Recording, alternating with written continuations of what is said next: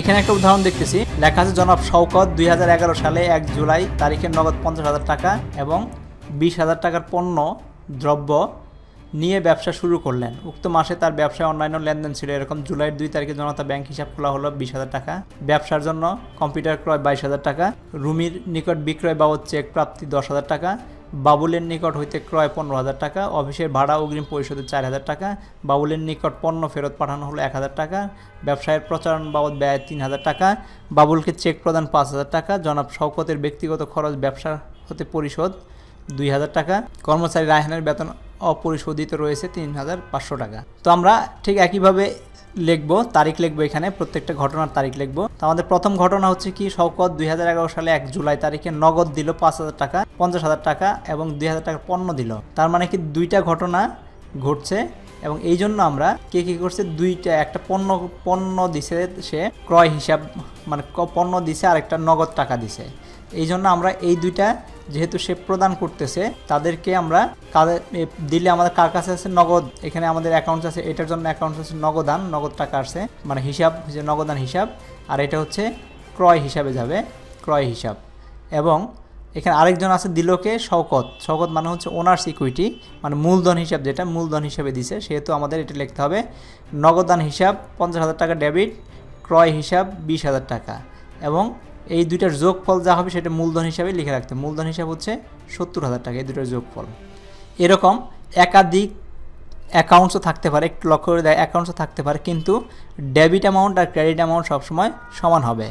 এরকম যেমন নগদান হিসাবে আমরা 50,000 টাকা পাইছি, ক্রয় হিসাবে 20,000 টাকা পাইছি এবং তাকে মূলধন হিসাবে আমরা 70,000 টাকা ধরে নিলাম। সে নগদ অর্থ ও পণ্য নিয়ে ব্যবসা শুরু করা হলো।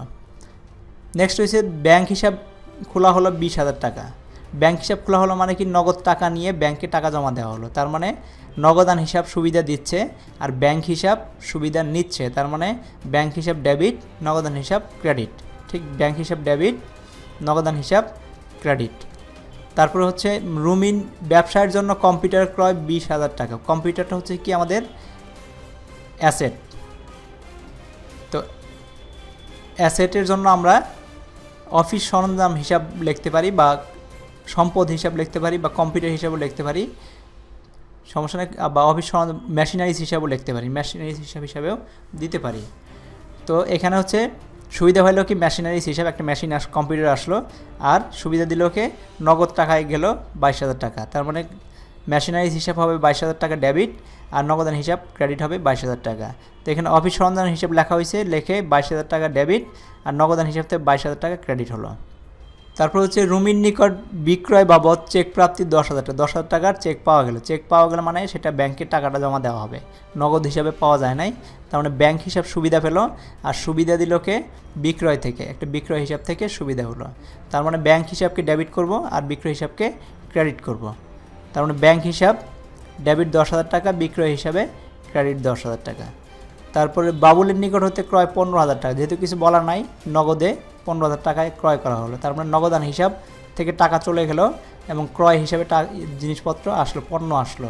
তার মানে ক্রয় হিসাব ডেবিট 15,000 টাকা আর নগদান হিসাবে ওই নিকট হতে 15,000 টাকা মাল, পাওনাদার হিসাবে 15,000 টাকার মাল ক্রেডিট হবে।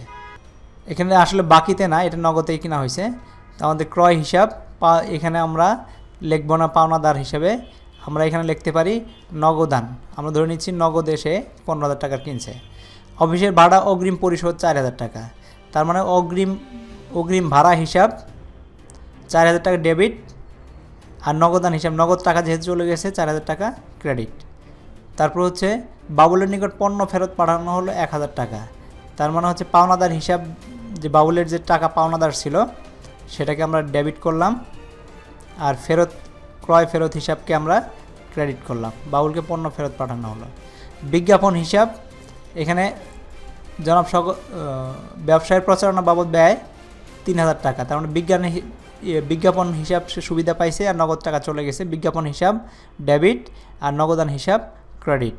পাওনাদার হিসাব এখানে হচ্ছে জনাব বাবুলকে চেক প্রদান 5,000 টাকা, সে পাওনাদার ছিল, পাওনাদার হিসাব 5,000 টাকা, ব্যাংক হিসাব 5,000 টাকা, কারণ চেকটা ব্যাংকের টাকা থেকে যাবে। আর উত্তোলন হিসাব মোহাম্মদ জনাব শওকত ব্যক্তিগত খরচ ব্যবসায় হতে পরিশোধ 2000 টাকা, তারপর সে টাকা উঠায় নিল, সেটা হচ্ছে উত্তোলন হিসাব 2000 টাকা ডেবিট আর নগদান হিসাব 2000 টাকা ক্রেডিট।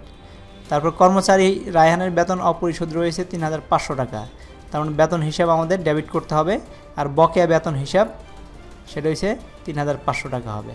তো তোমাদের একটা জিনিস মনে রাখতে হবে, যদি কখনও কোন হিসাবে যাবে যদি না মনে থাকে তাহলে এটা পড়লেই হবে, যেমন পড়লেই আমরা পেয়ে যাবো। যেমন বেতন অপরিশোধিত রয়েছে মানে বকেয়া বেতন, তাহলে আমরা বকেয়া বেতন হিসাবে লিখে দিতে পারি, আর যদি বকেয়া না হয় তাহলে বেতন হিসাবে লিখে দিতে পারি। প্রচারণা বাবদ মানে বিজ্ঞাপন বাবদ বা প্রচারণা হিসাব লিখে দিতে পারি, অসুবিধা নাই, বিজ্ঞাপন লিখতে পারি, প্রচারণা হিসাবে লিখতে পারি। যদি কখনো মনে করো তুমি সঠিক হিসাবের নামটা বলতে পারতেছো না, তো এখান থেকেই যে কাজটা করা হয়েছে সেই কাজটা পরে হিসাব লেখাটা লিখে দিলেই হয়ে যাবে। যখন এগুলো এন্ট্রি হয়ে যাবে এগুলো যোগ করে দিলে আমরা দুই পাশে যোগফল এক হবে এবং শেষে দুইটা লাইন টেনে দেব। তো এইভাবে আমাদের জার্নাল এন্ট্রি বা জাবেদা এন্ট্রি করা হয়, খুবই সহজ।